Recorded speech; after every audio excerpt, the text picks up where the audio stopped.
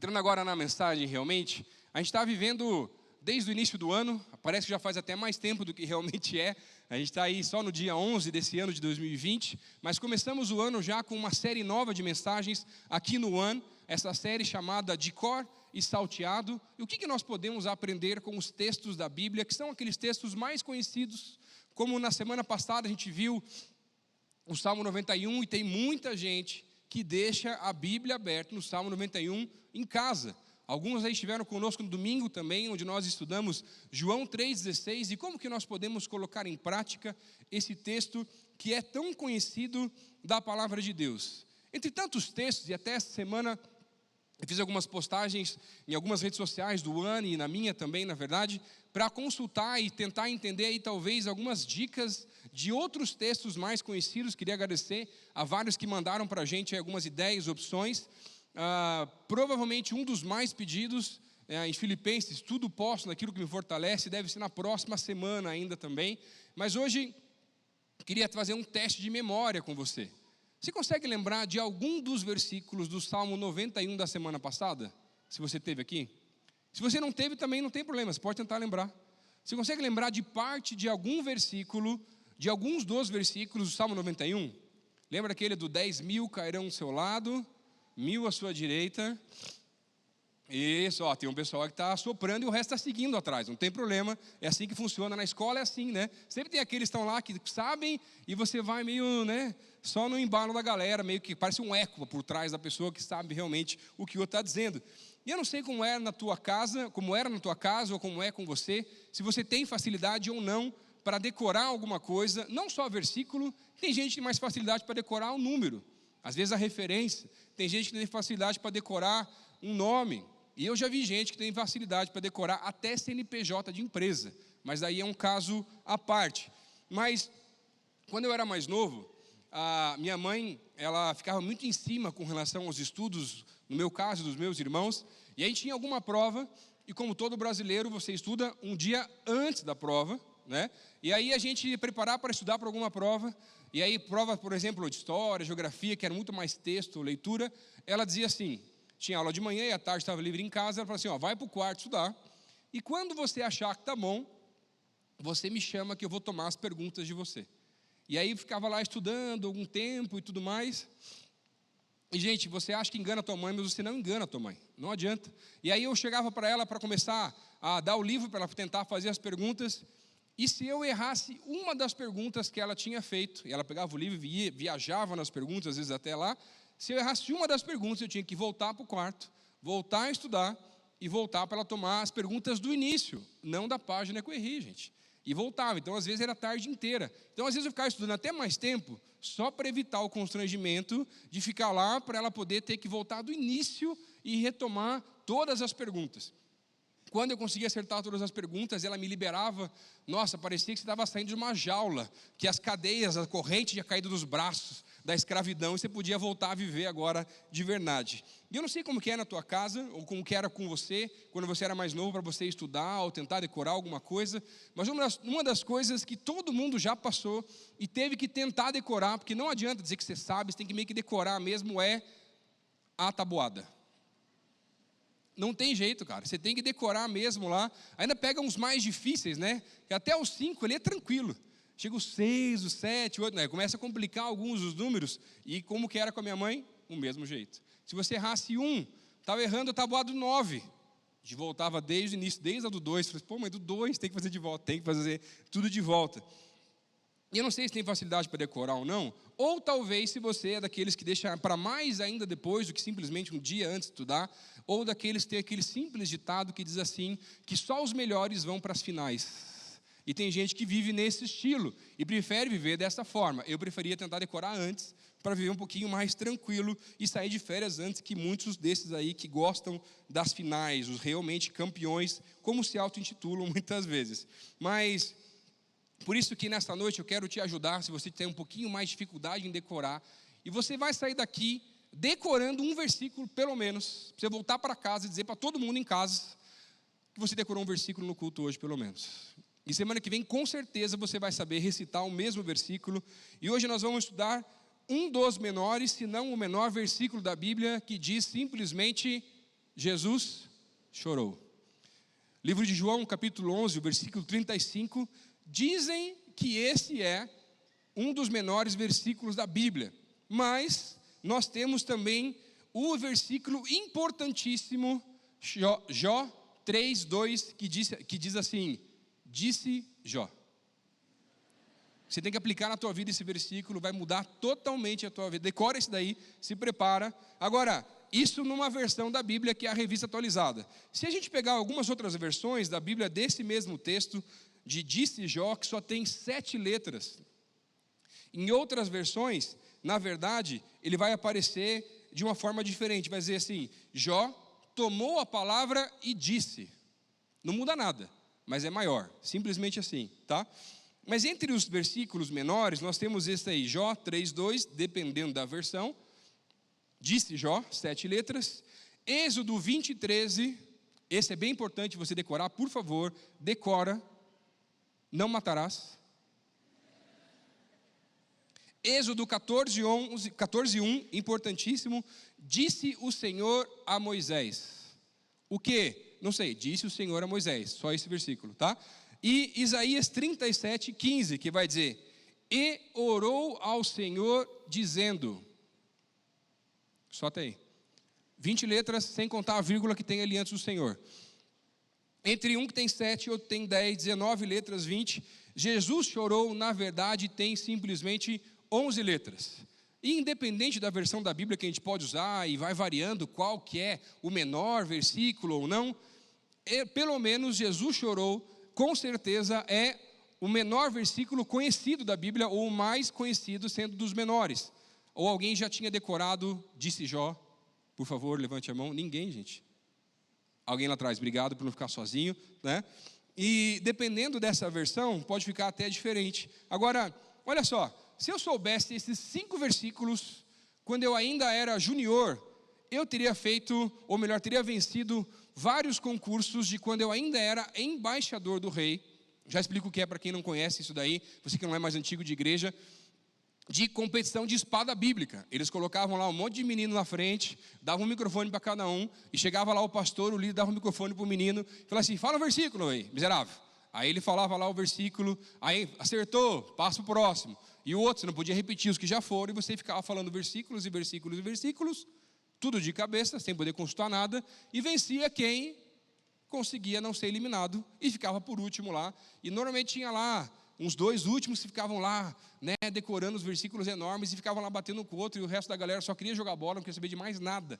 Mas pelo menos se eu soubesse esses 5, eu teria mitado naquela época, com certeza. E não talvez vencido, mas pelo menos não teria sido eliminado nas primeiras vezes, naquela fase da minha vida, muito difícil, em que eu prestava mais de jogar bola, realmente, não tem jeito. E sabe, esse versículo, João 11:35, Jesus chorou, não é a única vez que esse termo, ou a referência a Jesus ter chorado, aparece na palavra de Deus no Novo Testamento. Na verdade, esse versículo vai mostrar, essa situação vai mostrar em alguns outros momentos que Jesus também chorou, ou que ele se emocionou, que estão descritas na palavra. Mas existem algumas situações específicas em que ele chorou, em que algo mexeu com ele, tanto no seu lado humano, como também no seu lado divino, porque Jesus, ele era assim, 100% homem e 100% Deus durante seu tempo na terra. Mas o interessante é que a gente começa a entender, e sabe que na verdade, por diversas outras vezes, Jesus deve ter realmente chorado ou se emocionado, mas eu queria olhar com vocês para algumas situações que a Bíblia mostra para cada um de nós, algumas ações que podem sim emocionar ou tocar o coração de Jesus de uma forma diferente. E como que a gente pode entender, através desse versículo tão simples de decorar, que você já decorou, na verdade, até, e muitos já sabiam antes de vir aqui para a igreja, que é realmente um dos menores dos versículos da palavra de Deus, como que o coração de Jesus pode ser tocado ao ponto de ele se emocionar e chegar até mesmo a chorar, e nós entendemos quais são as ações que podem fazer com que isso aconteça. O que toca o coração de Jesus e como que nós podemos colocar isso em prática? Nessa mensagem dessa série de Core Salteado, o menor versículo da Bíblia, eu quero entender com vocês quais são essas ações que tocam o coração de Jesus. E a primeira ação, na verdade, está nesse mesmo versículo, João 11, o versículo 35, que vai dizer simplesmente, Jesus chorou. Eu queria pedir para você abrir a sua Bíblia nesse momento, nesse texto de João, capítulo 11, nesse versículo, para você acompanhar comigo alguns dos versículos que nós vamos usar para mostrar como que o amor pode sim tocar o coração de Jesus ao ponto de que ele venha se emocionar. O texto vai dizer, João 11:35, Jesus chorou. Mas a partir do versículo 33, a palavra vai dizer assim: ao ver chorando Maria e os judeus que a acompanhavam, Jesus agitou-se no espírito e perturbou-se. Onde o colocaram? Perguntou ele. Vem e vê. Senhor, responderam eles. Jesus chorou. Então os judeus disseram, vejam como ele o amava. Mas alguns deles disseram, ele que abriu os olhos ao cego, não poderia ter impedido que esse homem morresse? Jesus, outra vez, profundamente comovido, foi até o sepulcro. Era uma gruta, com uma pedra colocada à sua entrada. Para ficar bem claro aqui entre nós, com relação a esse texto, Jesus chorou. Jesus não estava chorando porque Lázaro havia morrido, até porque, se isso fosse verdade, Jesus teria chegado muito antes de Lázaro ter morrido, porque no final das contas ele era Jesus e sabia que Lázaro seria ressuscitado naquele dia, naquele momento. O que faz Jesus chorar, na verdade, é a empatia, o sentimento que ele começa a ver de amor que tanto Maria como alguns judeus, que a palavra não descreve quais eram aqui, estavam tendo emocionados, chorando. E na verdade o que toca o coração de Jesus é a empatia e o amor que nós temos uns pelos outros. E Jesus chorava por causa da empatia que ele estava tendo com aquelas pessoas que estavam à sua volta, acreditando que Lázaro havia morrido e o mestre havia chegado tarde demais, que nada mais poderia ter sido feito. Tanto que no versículo 33 vai dizer, ao ver chorando Maria e os judeus que o acompanhavam, agitou-se o Senhor em espírito. Ou o versículo 38 que vai dizer, Jesus outra vez, profundamente comovido. E já faziam 4 dias que Lázaro havia falecido, ele já cheirava mal, e mesmo Maria não acreditava que algo poderia ser feito para que aquela situação viesse a mudar, para que fosse diferente. Mas aí Jesus pede para que seja removida a pedra da gruta, do túmulo, e Lázaro sai de dentro daquele lugar e o milagre acontece. Ele é ressuscitado e levou 4 dias realmente para chegar, para mostrar que era realmente um milagre, que não era simplesmente alguma coisa de ocasião, de sorte, ou que ele tivesse simplesmente passado mal e poucas horas depois Jesus havia chegado à sua proximidade ou no túmulo e pudesse fazer a mesma oração e convidando Lázaro para fora. Agora, o que realmente tocou o coração de Jesus foi o amor que ele percebeu que as pessoas tinham por Lázaro. E o amor continua tocando o coração de Jesus das mais diversas formas. Todas as vezes que nós demonstramos a empatia e nos colocamos na situação de outra pessoa, e que você se coloca no lugar do outro, que você cede do teu tempo para abençoar uma outra pessoa, para ajudar alguém que está precisando ou passando por alguma dificuldade.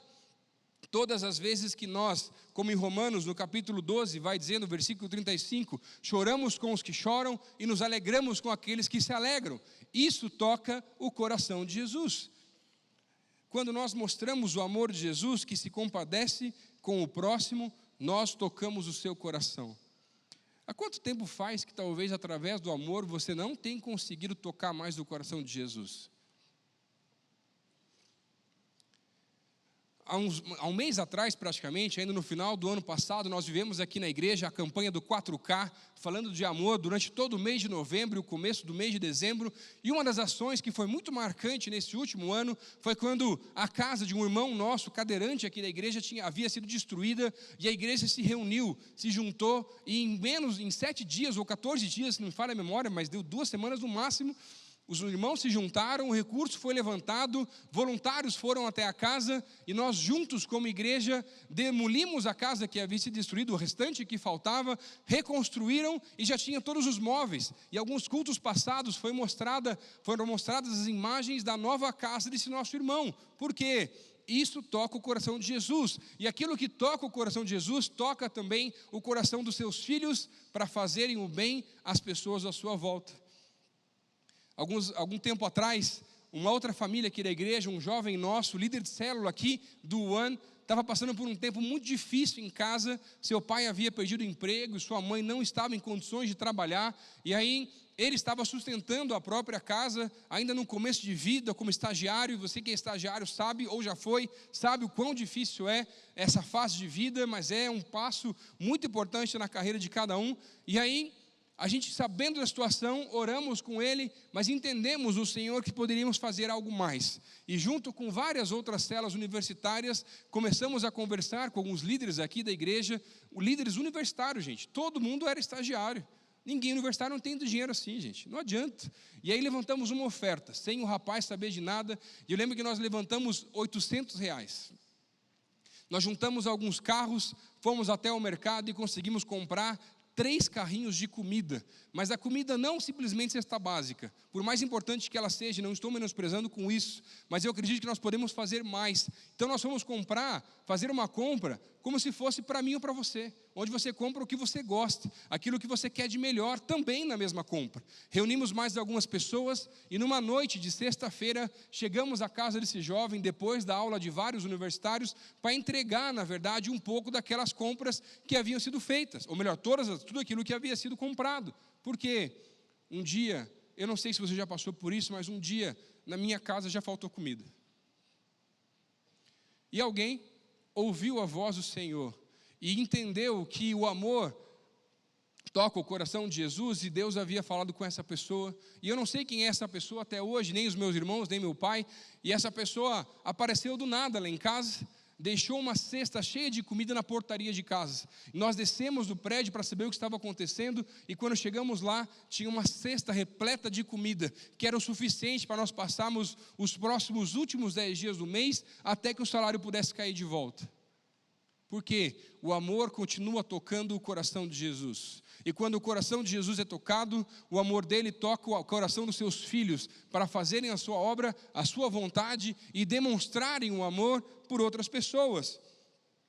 João, no capítulo 13, versículo 35, vai dizer: com isso todos saberão que vocês são meus discípulos, se vocês amarem uns aos outros. E sabe, tem muita gente aqui, que está hoje aqui no culto, nos assistindo em casa e pela internet, que está faltando o si. E você se chama discípulo de Jesus, mas talvez não tenha demonstrado todo o amor que Ele tem até te revelado, e às vezes até te pedido para demonstrar pelos outros. Mas quando nós saímos da zona de conforto e amamos uns aos outros, isso toca o coração de Jesus, porque nós, como cristãos, precisamos ser conhecidos pelo amor. É isso que o texto diz.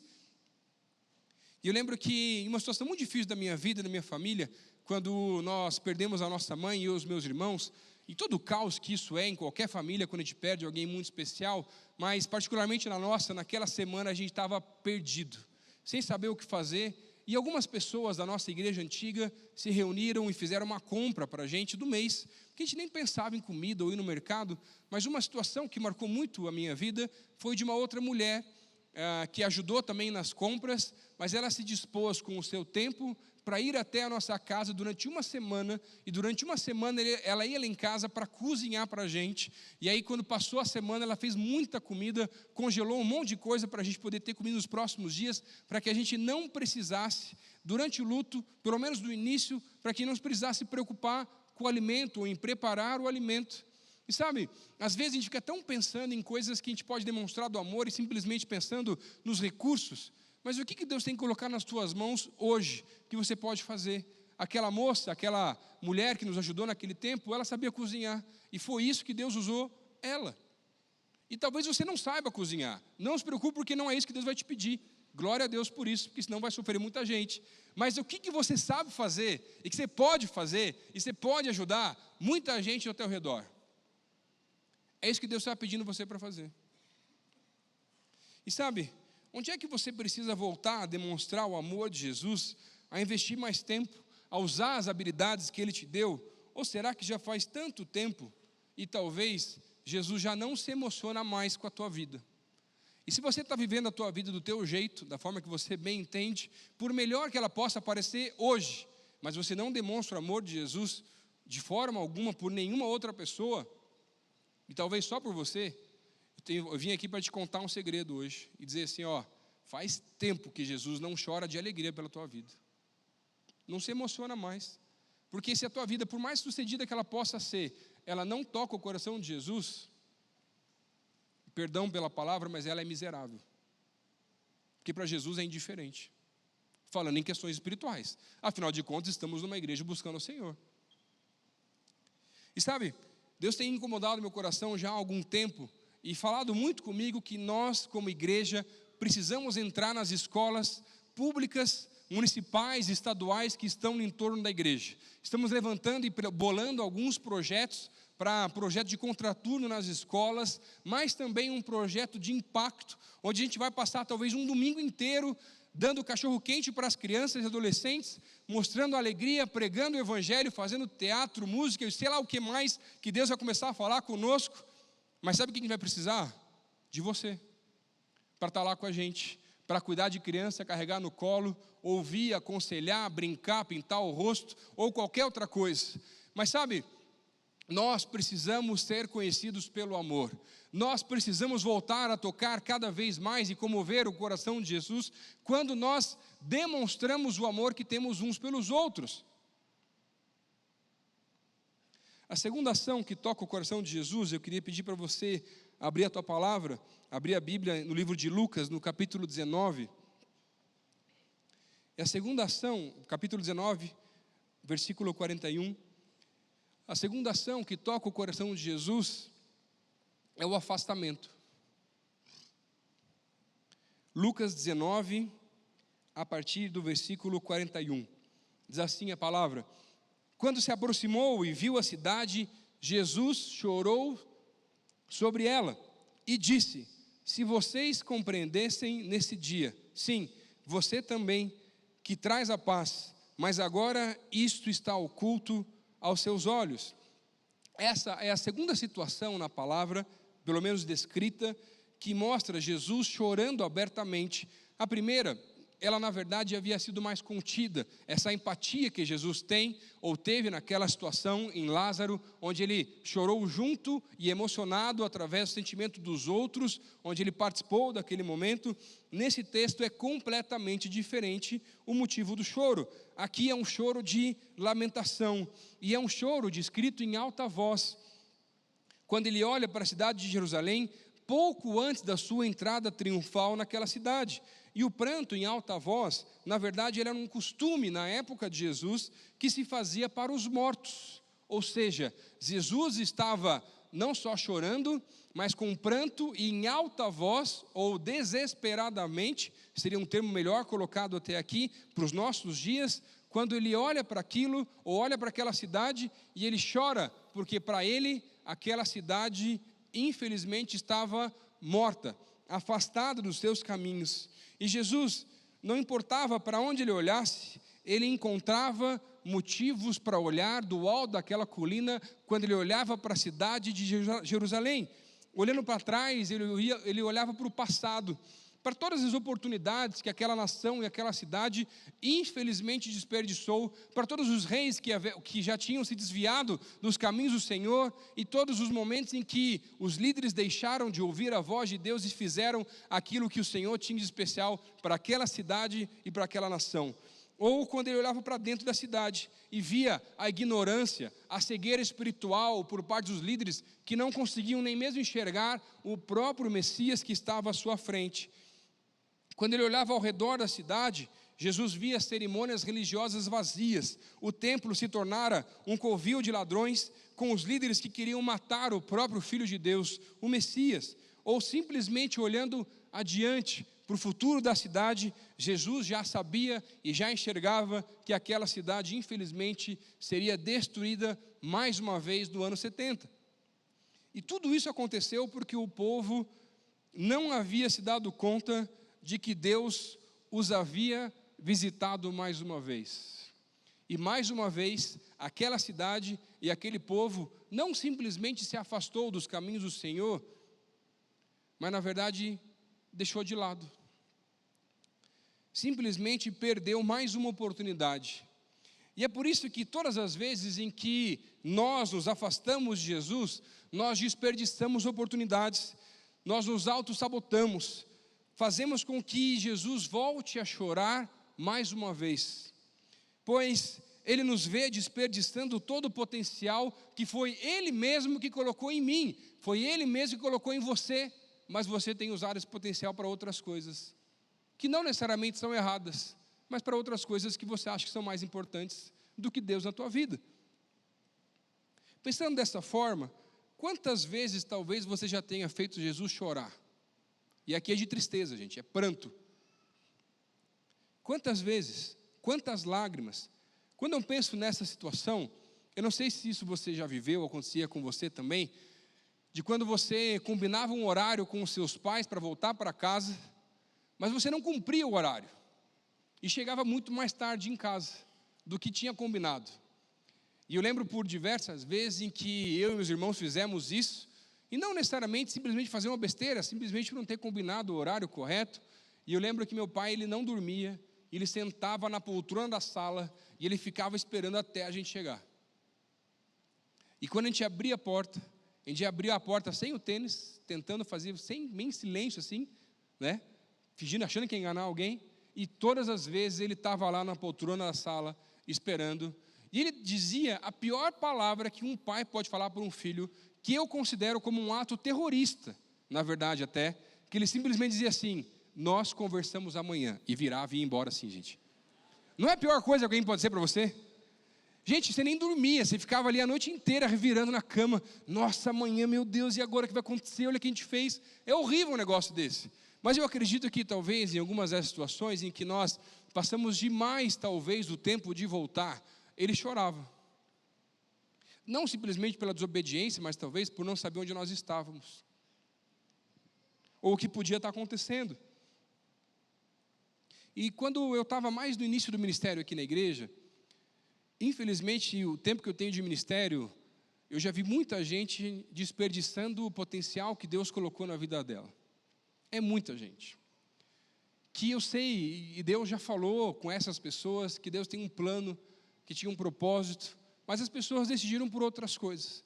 Mas um menino especial marcou muito a minha vida, porque eu lembro que ele estava num tempo um pouquinho difícil, em algumas crises dele, tinha chamado, Deus tinha falado com ele, para ele se tornar um pastor, e influenciar em outras áreas, até não só na igreja, mas ele vivia também e trabalhava com o meio artístico.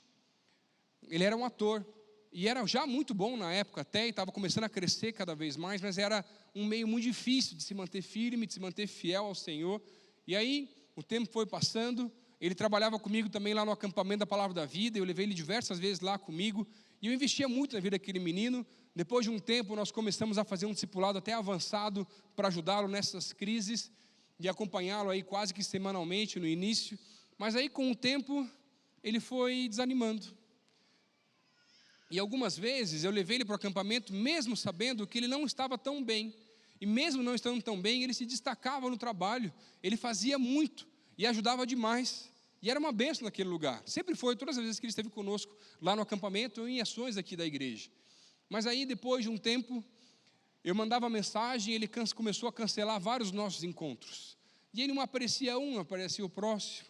O tempo ia passando, ele começou a não aparecer por diversas vezes, e todas as vezes eu mandava mensagem, tentava marcar um outro dia, até que um dia, depois de umas 4 ou 5 vezes que ele já tinha desmarcado, eu fui até a casa dele, chamei ele para conversar, a gente estava no carro, e aí sentamos juntos e falei assim: cara, eu estou aqui à disposição, eu quero te ajudar. Eu falei assim: Lucas, eu sei, eu gosto muito de você, eu considero você demais, você é um amigo muito importante para mim, mas eu não quero mais. Eu quero continuar sendo teu amigo, mas eu não quero mais a tua ajuda para buscar a Deus, porque eu quero tocar a minha vida, eu quero ser famoso, eu quero crescer nessa área, independente de Deus, e eu te agradeço por tudo que você fez por mim, mas eu não quero mais buscar a Deus. Eu continuo acreditando nele, mas eu não quero mais buscar Ele, não quero mais orar, ou ler a Bíblia, ou entender e buscar a direção daquilo que Ele tem para mim. Mas na verdade o que ele estava dizendo, porque ele tinha um chamado de Deus ministerial para a vida dele, era: eu não quero ministério para a minha vida, eu quero ser o que eu quero ser. Eu quero ser um ator, eu quero fazer sucesso. E hoje em dia, ele tem crescido muito e faz sucesso. Tem estado muito bem até, na verdade. Mas todas as vezes que eu penso nele e penso nessa situação, olhando para esse texto, eu vejo Jesus chorando por aquela vida. Espiritualmente falando, não estou falando de sucesso, de carreira e outras coisas, que isso ele é muito bem sucedido. Espiritualmente falando, uma decepção, uma tristeza, uma lágrima, ou várias lágrimas do Senhor através da vida dele. E sabe, quantas pessoas talvez já se afastaram, desperdiçaram o potencial, e o resultado final do afastamento de Jesus é o mesmo da cidade de Jerusalém, a destruição. Porque sem Jesus, não dá. Mas ainda dá tempo de voltar a ouvir a sua voz, enxergar novamente o potencial que Ele colocou em você, voltar a colocar em prática aquilo que Ele já te revelou, aquilo que Ele já te mostrou, e algumas oportunidades já foram perdidas, mas ainda dá tempo de recomeçar, e fazer com que as lágrimas de tristeza do Senhor possam se tornar em lágrimas de alegria, ao ver que você voltou para os caminhos, colocou a vida em ordem, independente do que aconteceu no passado, e decidiu que você não vai mais voltar a fazer Jesus chorar por tristeza, por causa da tua vida e por causa de desperdício de potencial, mas vai voltar a usar todo o potencial que foi Ele que colocou na tua vida. Ainda dá tempo de voltar e recomeçar. Agora, vê se para de fazer Jesus chorar, gente.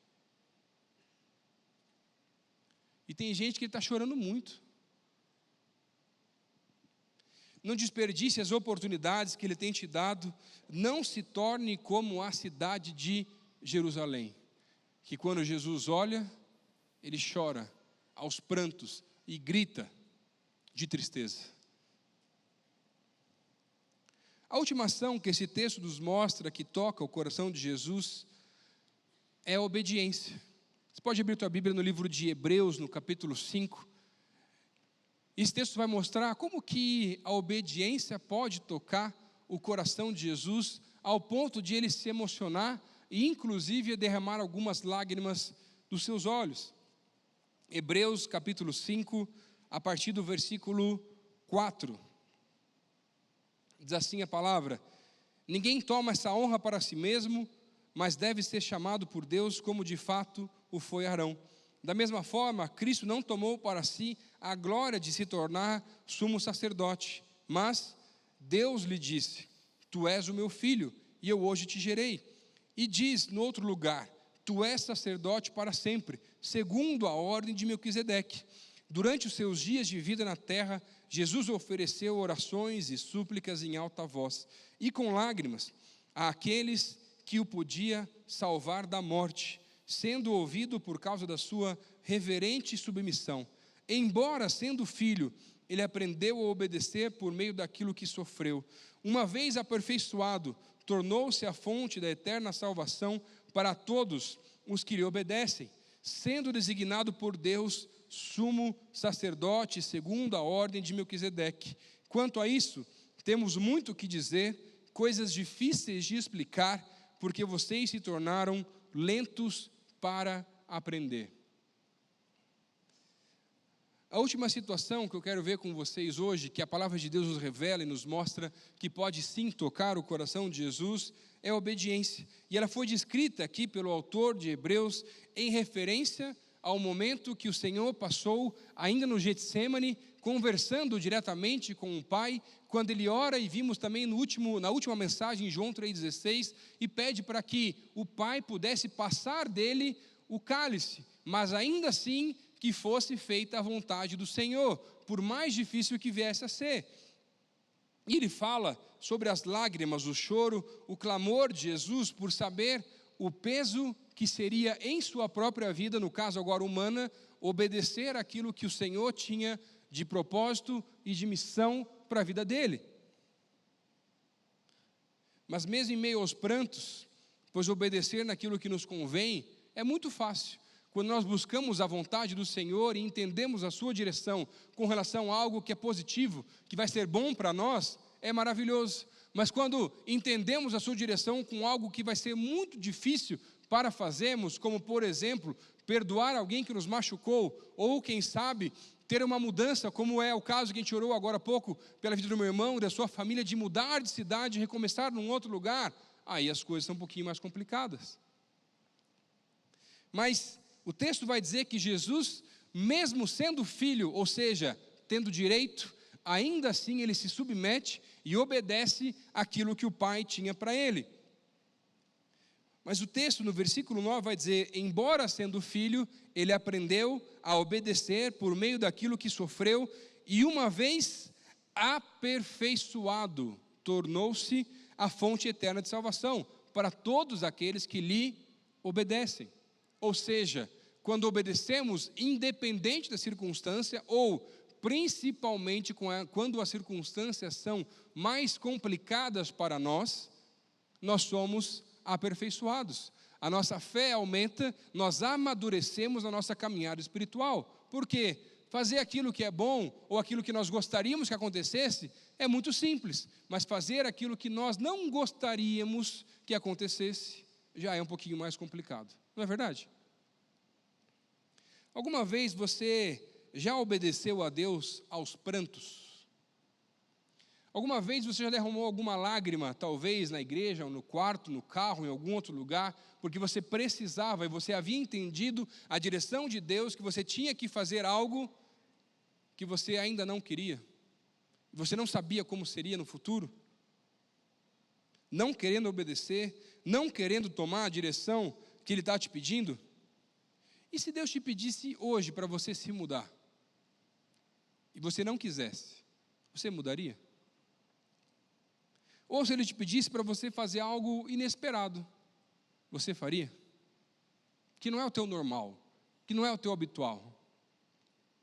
Quando eu e a minha esposa Evelyn, nós estávamos namorando já ali há uns 3 anos pelo menos, eu já desde o início, quando nós havíamos começado a namorar, naquela época eu ainda era bancário, e aí eu já falava que eu entendia a direção de Deus, que um dia eu me tornaria um pastor, e eu já deixei bem claro desde o início, mas aí o tempo foi passando, o namoro foi acontecendo, e ela já sabia disso.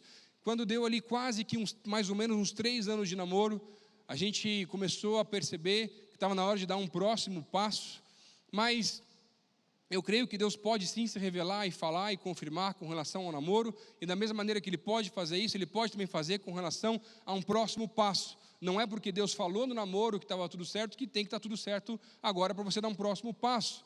E você precisa buscar a direção de Deus para cada decisão da sua vida. E aí nós fomos buscar a direção do Senhor com relação ao próximo passo, até mesmo porque, quando nós começamos a conversar, a gente entendeu essa necessidade, e a Evelyn começou a mostrar que ela sempre amou a igreja, sempre esteve comigo em tudo que a gente fez, desde o início e desde a infância e da vida dela também, mas ela não tinha certeza, ou uma palavra do Senhor, que ela tinha um chamado ministerial para a vida dela.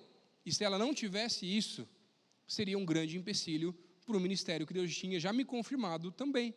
E a gente começou a entrar em crise, e a gente orava, e às vezes chorava, e às vezes estavam os prantos, e eu lembro que em uma dessas vezes eu fui viajar para um acampamento, junto com o pastor Anderson aqui da igreja, ele estava comigo até nesse dia, e aí eu estava em crise porque eu não sabia o que fazer, e já tinha pedido para várias pessoas da igreja, várias outras esposas de pastor, tentarem conversar com a Evelyn, e a gente vai tentando dar o nosso jeitinho para fazer com que as coisas aconteçam, e infelizmente a gente faz muito isso muitas vezes, mas aí eu comecei a orar, e quando eu cheguei naquele acampamento, numa madrugada, eu estava orando, e Deus falou muito claro para mim, através da palavra, dizendo assim: Lucas, você precisa entregar o seu Isaac.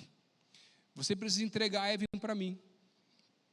E aos prantos, eu não sabia o que fazer. E eu lembro que eu chorava enquanto ouvia e entendia a direção de Deus. Eu tinha mais um dia naquele acampamento, e Deus falava sempre a mesma coisa, e confirmava no meu coração.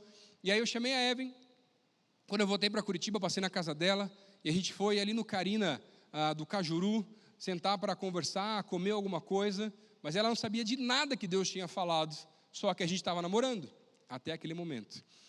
E aí a gente começou a conversar e comemos, e eu não quis falar nada enquanto a gente estava ali comendo, e quando nós chegamos no carro, ainda no estacionamento ali daquele restaurante, eu comecei a falar para ela o que Deus estava me revelando, e eu não entendia porque, na verdade, eu não queria terminar, eu não queria fazer aquilo, mas eu precisava obedecer aquilo que Deus tinha falado.